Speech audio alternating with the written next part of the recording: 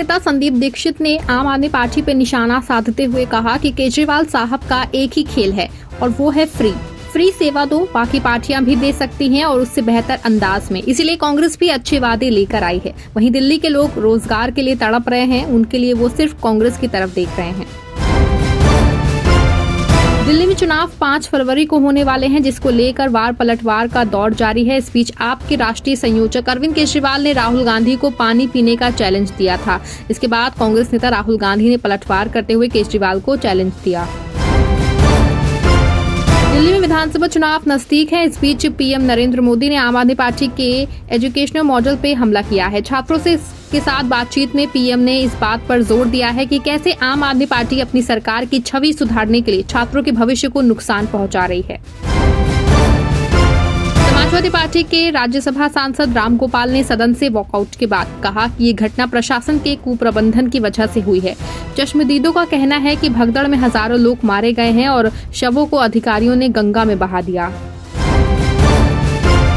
नई दिल्ली में बीजेपी उम्मीदवार परवेश वर्मा ने सोमवार को कहा कि तालकटोरा स्टेडियम का नाम बदल के भगवान महर्षि वाल्मीकि के नाम पे रख दिया जाएगा। 8 फरवरी 2025 के बाद होने वाली पहली NDMC बैठक में ये प्रस्ताव लाया जाएगा। प्रस्ताव पारित कर इसे आधिकारिक रूप से लागू किया जाएगा। परवेश ने कहा कि वाल्मीकि समाज पिछड़ा हुआ समाज है, अनुसूचित जाति का समाज है।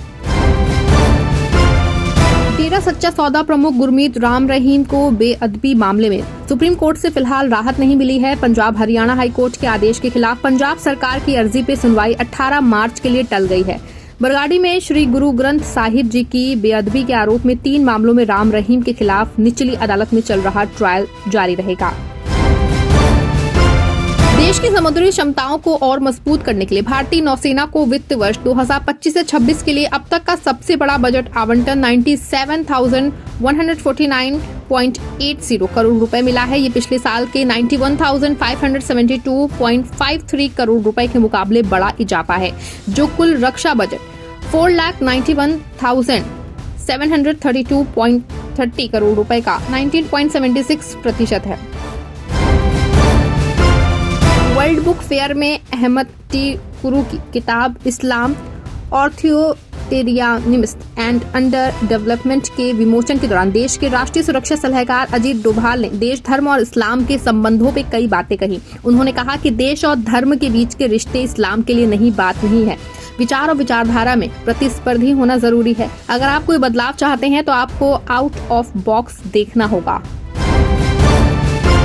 दिल्ली का विधानसभा चुनाव बीजेपी, आम आदमी पार्टी और कांग्रेस के बीच में त्रिकोणीय होता हुआ दिखाई दे रहा है, लेकिन ओखला और मुस्तफाबाद की सीटों पे 4 दलों के बीच मुकाबला बन गया है। दोनों मुस्लिम बहुल सीटों पर चतुष्कोणीय चुनाव बनाने का काम अजदुद्दीन ओवैसी की AIMIM कर रही है। AIMIM से ओखला सीट पर शिफाउर रहमान और मुस्तफाबाद की सीट पर ताहिर हुसैन चुनाव लड़ रहे हैं, जो कि UAPA के तहत जेल में बंद हैं।